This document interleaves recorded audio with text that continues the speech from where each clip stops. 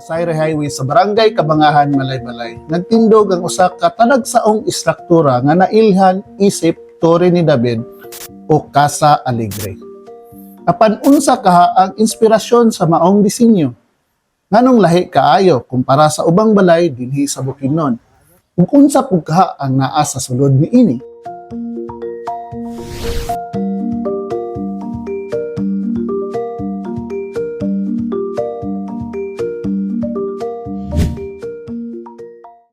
Na akong nahibawan lang 1950 pa nakuha na siya na tukod na ng balaya, pero ang akong si David Balmorida taga kuan Butuanon gid siya na abot sig Balingasag paghuman nakaabot din siya din sa Kabangahan.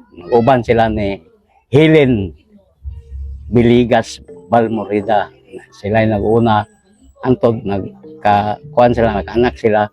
Natukod na siya 50 na human 1962. Dayon na murag na puyan ang sa ako lang na 1974. Taas na siya, tulo ka kuan, first, second ug third. Na dayoy tower dayon, pagsulot nimo 2, 3, 4, 5, 7 ka kuan. Ang sa taas na kuan ay kaning eroplano. Ang kanang third floor nagapano gatuyok lang kanang maigos hangin, mutuyok, pero makita niya ang ito kas tower, makita nimo ang Valencia. Ang dalan gyud og kaning Simaya.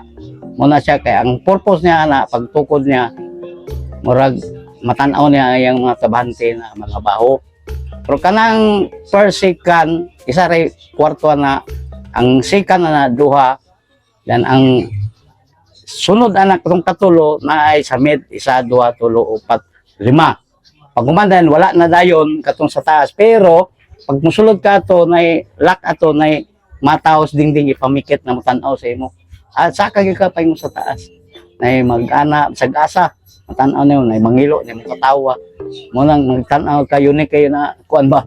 Sir, nganong hapot siya nakakuha di ani nga mga design sir? Ani nakuha ang disenyo. Katong unang panahon Hong Kong, dito na nila nakita ang picture.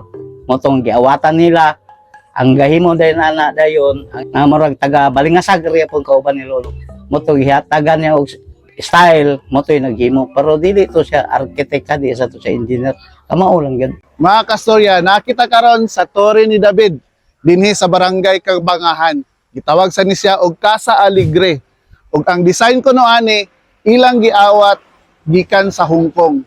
Ug ang mga statwa daghan kayo nga nakabutang. Ug lig-on pa gid kayo ang mga kahoy nga ilang gigamit ani. Mga tugas, mga magpuno. Ug atog yung makita no, talagsaon gid ang iyang istruktura. Anong gibutangan po niya eroplano sir? Kwanto niya murag ang iyang gibutang dito murag windbreaker niya ba. Dili la ko kakuan kung unsa kung nganong unsa purpose ato.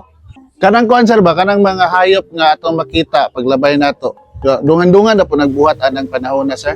O kanang mga hayop na iyang gipang mutang, dungan-dungan gina siya gikan sa iyang balay. Pag human sa plaster niya iyang balay, ginahina na sa kanang giraffe, katong agila na simbol to sa Davao. Dan sa taas sa dato makita sa nimo na nasa simbolo dito na babae na walay sapot, makita nimo. Isa karon karaan na magayna makita na nimo sa taas mo tong ngalan ako Inday. Kuan gito sapot na lang dia. Kung napabayaan lang siya sir ba, sayang kay sir ba. O na kuan lang kayo kay dugay na sad na panahon 1970 ay 50 60 di pagman 70, pero napagyapon pa parte. Hangtod karon ang Torre ni David nagpabiling usa sa iladong landmark sa Malaybalay. Nailhan kini tungod sa iyang talagsaong arkitektura, mga statwa, ug mga kinulit nga detalye nga lahi sa kasagarang mga istruktura sa Bukidnon. Usa kini ka pribadong propiedad. Apan nagpabilin gihapon kini nga usa sa mga lugar nga dali mailhan o mahinumduman sa mga mulabay sa Sayre Highway.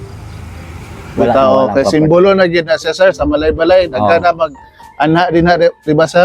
Mo tan-aw na sila diha, permi sa amo.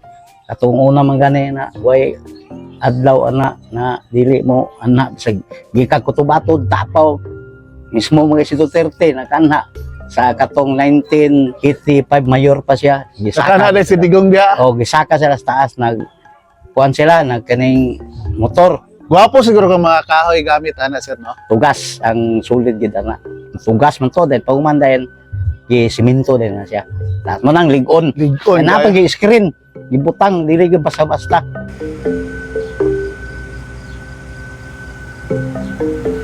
Tungod sa iyang talagsaon o karaan nga design, nailhan kini nga isa sa mga sikat nga tourist spot o landmark dinhi sa Malaybalay. Nakalabay o nakabisita na ba po dinhi? Ug unsa pod inyong nabalaan dinhi? Please comment down below.